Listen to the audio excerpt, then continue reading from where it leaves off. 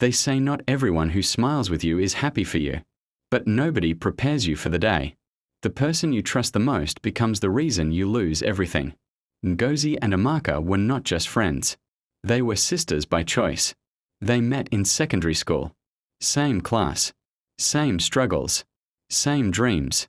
Every afternoon, after school, they would sit under a mango tree, talking for hours about the future. One day, we will make it, Ngozi said with hope in her eyes. We won't suffer like this forever. Amaka smiled and nodded. And when we make it, we'll do everything together. Back then, they meant it. Or at least, Ngozi did. Years later, after school ended, life became real. Too real. No jobs. No connections. No support. Days turned into months. Months turned into years. Ngozi stayed in a small room that barely felt like a home. Sometimes there was no food. Sometimes there was no light. But she refused to give up. She started small. Very small. Selling perfumes. Posting online every day. Even when nobody responded. Sometimes she would stare at her phone for hours, waiting for a message that never came. And sometimes, she cried. Amaka was also struggling.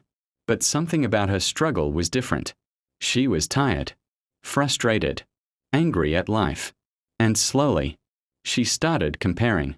Why is life like this? She would think, why is nothing working for me? Then one day, everything changed. Ngozi got her first serious customer. Hi, I want to buy. That message felt like a miracle. She delivered the product herself, smiling the whole way. Then another customer came. And another. Slowly, things started moving. More orders. More calls. More attention. For the first time, Ngozi felt hope. And for the first time, Amaka felt something else. At first, it was small. Almost unnoticeable. A slight discomfort. A quiet question in her heart. We started together. So why is she the one moving forward? She still smiled. Still supported her. Still acted like everything was fine. But deep down, something had changed. One evening, Ngozi called her. Amaka, I need your help, she said. I can't handle everything alone anymore. Amaka didn't hesitate. I'm here for you. Ngozi smiled. Relieved. She handed her phone over. Help me reply customers. She gave her access to everything. Her business messages. Her customer list. Even her payment details. Because to her, there was no difference between them. You're my person, she said. That sentence would later break her. At first, everything was smooth. Orders were going out. Customers were satisfied. Business was growing. Ngozi felt lucky. I don't know what I would do without you, she told Amaka one day. Amaka smiled. But behind that smile, something else was happening. She started small. Carefully. Quietly. Replying some customers privately. Redirecting payments. Deleting messages.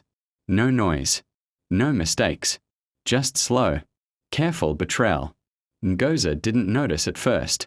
Because she trusted her. And trust can blind you. Then one day, the problems started. A message came.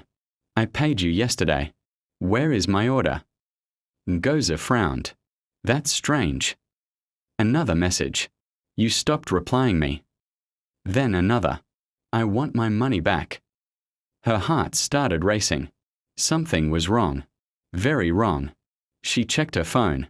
Messages missing. Orders she never saw. Payments she never received. Her hands started shaking. No, this can't be happening. Then slowly, her mind went to one person. Amaka. She turned to her. What is going on? She asked. Amaka looked up calmly. Too calmly. I don't understand. Ngozi stepped closer. Her voice lower now. Don't lie to me. Silence. That silence said everything. Tears filled Ngozi's eyes. You, she whispered. The one I trusted. Amaka looked away.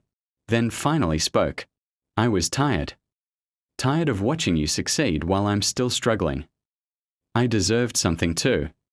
That moment broke something inside Ngozi. Not just her business, not just her money, her trust. I shared everything with you, she said, her voice shaking.